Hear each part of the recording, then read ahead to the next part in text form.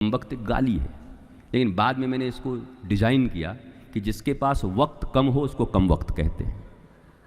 तो वक्त ही नहीं हम लोगों के पास, जिससे पूछो वक्त ही नहीं, समय ही नहीं है।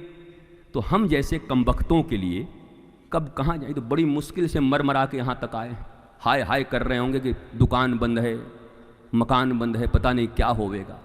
और हमें भी ये नहीं लगता कि यार बैल भी जब बूढ़े हो जाते हैं तो चुपचाप उनका मालिक उनको बिठा देता और कहता आप खा। प्राचीन जो कृषक होते थे, बैल जहाँ थोड़ा बूढ़ा हुआ बड़ी सम्मान होता था, कसाईयों को नहीं बेचा जाता था। मैंने देखा है अपने दादाजी के घर में। हाँ साहब, उनकी बड़ी सेवा है। ये सबसे पुराना है, इसका नाम ये था, उतनी प्यार से खिलाया जाता। हम आज तक ये नहीं समझ पाए, तुम क्या बैल से भी गए गुजरे हो कि इतनी उम्र हो गई उसके बाद भी तुम्हारी व्यवस्था अभी तक नहीं हुई दो रोटी खाने की, मरे ही जा रहे हो।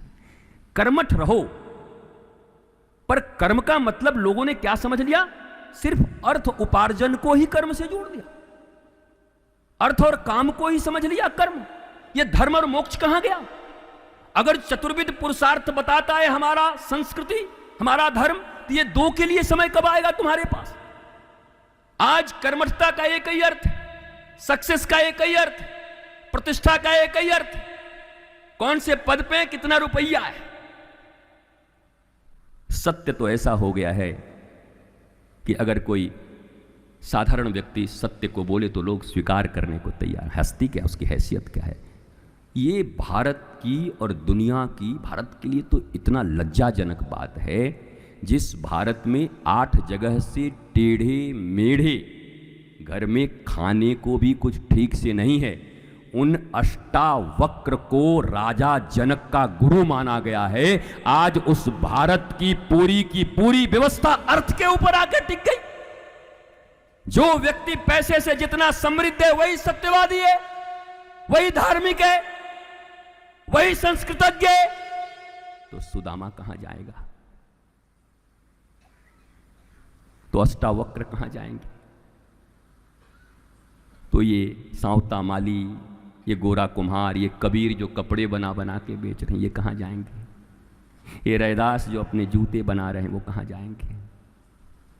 भारत की गरिमा तो कभी इस चीज से नहीं रही। भारत की गरिमा सदा ज्ञान से रही।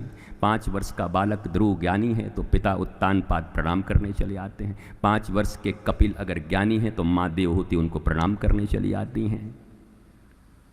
5 वर्ष के प्रहलाद, सारा दुनिया उनको प्रणाम करने चला आ रहा है। नरसिंह भगवान उनको गोद में बिठा रहे हैं। भारत तो ज्ञान प्रौढ़ता की सीढ़ी पर बैठा हुआ था, ये पैसे की प्रौढ़ता पर कब से बैठ गया? तो ये जो नया सिद्धांत निकला 20, 25, 50 साल पहले, बाप बड़ा ना भैया है रे सब